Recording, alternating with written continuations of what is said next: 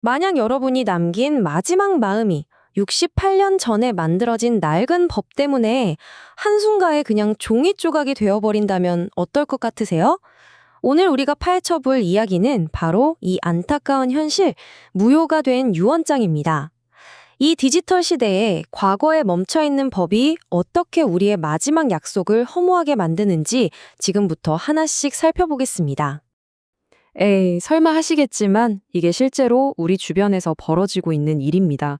정성껏 남긴 유언장이 무효가 되는 이 상황이요. 이게 단순히 남의 이야기가 아니라 바로 우리 모두의 이야기가 될 수도 있다는 거죠. 대체 왜 이런 일이 벌어지는 건지, 또 어떻게 해결할 수 있을지 차근차근 짚어보겠습니다. 오늘 이야기는 크게 5단계로 진행됩니다. 먼저 대체 어떤 낡은 법이 문제인지 그 현실부터 보고요. 실제 사례를 통해 이게 얼마나 심각한지 한번 느껴볼 겁니다. 그리고 다른 나라들은 어떻게 하고 있는지 살펴본 다음에 전문가들이 내놓은 해결책은 뭔지 들어볼 거고요. 마지막으로 그럼 내 유언장은 괜찮은 건지 지금 당장 우리가 뭘 할 수 있는지까지 짚어드릴게요. 자, 그럼 첫 번째 이야기부터 시작하죠. 법에 갇혀버린 유언장.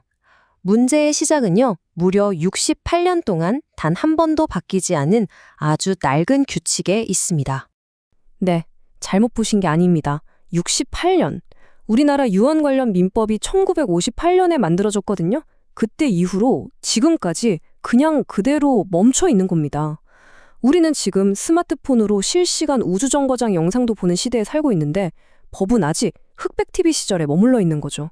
문제의 핵심, 바로 이 자필증서 유언이라는 규정 때문입니다. 물론 처음에는 위조를 막겠다는 좋은 뜻이었겠죠.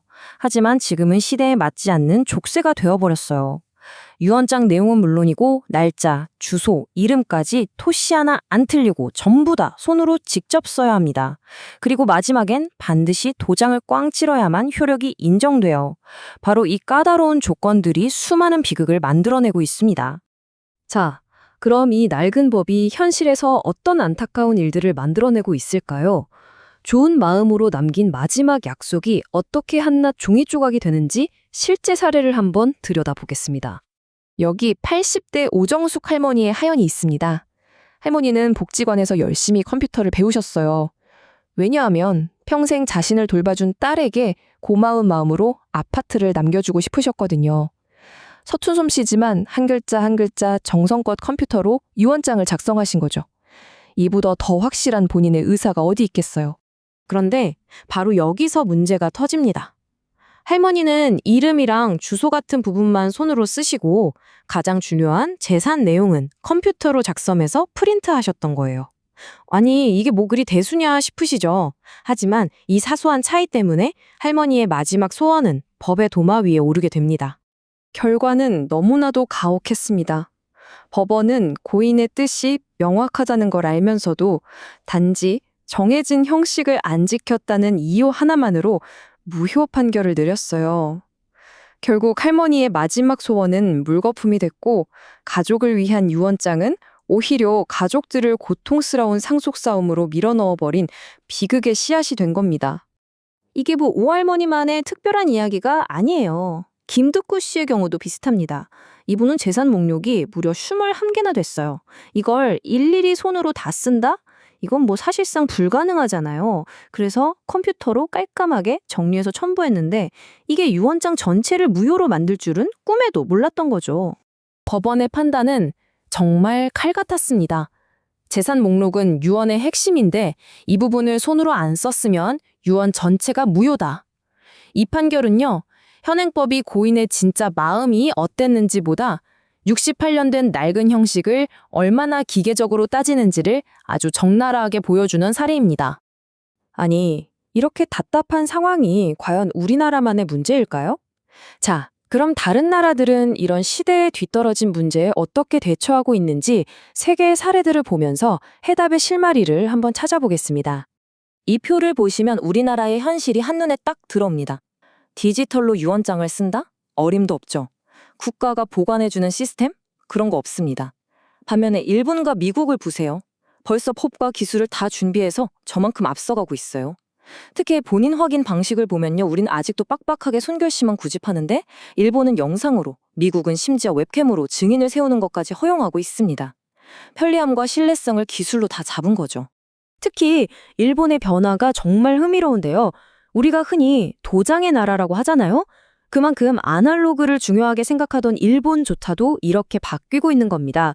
스마트폰이나 PC로 쓴 유언장도 인정해주고 이걸 국가가 운영하는 클라우드 시스템에 안전하게 보관하는 법안까지 만들고 있어요. 혹시 위조되면 어쩌냐고요? 걱정 마세요. 공무원이랑 직접 만나거나 영상통화로 본인이 유언장을 읽게 해서 확인하는 아주 현실적인 대안까지 마련해놨습니다. 미국은 여기서 한술 더 띱니다. 통일전자유언법이라는 걸 만들어서 디지털 작성은 기본이고요. 웹캠으로 멀리 떨어진 증인이 참여하는 것까지 허용했어요. 덕분에 데스테크, 말 그대로 죽음과 기술을 결합한 새로운 시장까지 열렸습니다. 온라인 쇼핑하듯이 간편하게 유언장을 만들고 관리하는 서비스까지 나왔다니까요. IT 강국이라는 우리나라 현실과는 너무 비교되지 않나요? 해외 사례를 보니까 좀 더 답답해지는 것 같기도 한데요. 그럼 우리는 대체 어떤 길로 가야 할까요?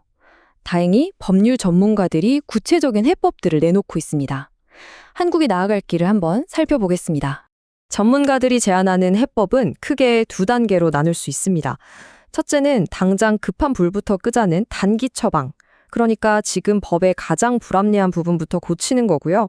둘째는 좀 더 근본적인 해결책, 즉 국가라 보증하는 공적인 디지털 유언 시스템을 도입하자는 장기적인 계획입니다.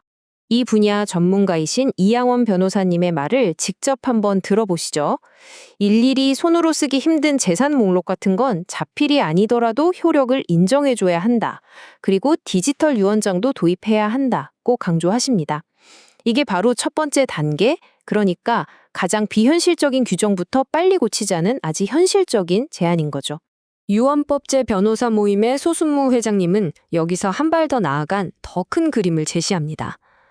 유언장을 국가기관이 살아있을 때 미리 확인하고 안전하게 보관하는 제도를 만들면 나중에 가족들끼리 다투거나 절차가 복잡해지는 걸 아예 막을 수 있다는 겁니다. 즉 국가가 공적 시스템으로 유언의 신뢰도를 보증해 주자는 거죠. 자, 이제 이 모든 이야기를 우리 자신에게 한번 적용해 볼 시간입니다. 법이 바뀌기만을 기다리고 있는 지금, 만약 내가 유언장을 쓴다면 과연 안전할까요? 현재 우리가 선택할 수 있는 방법은 뭔지, 또 그 한계는 뭔지 명확하게 알아보겠습니다. 안타깝게도 지금 우리나라에서 유언장을 넘기는 방법은 정말 극과 극입니다. 한쪽에는 돈 안 들고 간편한 자필 유언장이 있죠. 근데 보셨듯이 사소한 실수 하나로 그냥 휴지 조각이 들 위험이 너무 큽니다. 다른 한쪽에는 법적으로 가장 안전한 공정증서 유언, 즉 공증을 받는 방법이 있습니다. 하지만 이건 수백만 원이나 하는 비싼 비용에 증인 2명까지 직접 구해야 해서 문턱이 너무 높아요. 결국 우리는 편리함과 안전함 사이에서 아주 불안한 선택을 강요받고 있는 셈입니다. 결국 모든 질문은 하나로 모아집니다. 우리의 법은 과연 언제쯤 현실을 따라잡고 기술의 발전을 받아들일 수 있을까요? 한 사람의 마지막 존엄과 소중한 약속이 더 이상 낡은 형식 논리 때문에 좌절되는 일은 없어야 하지 않을까요? 이제는 정말 우리 사회가 함께 지혜를 모아서 답을 찾아야 할 때입니다.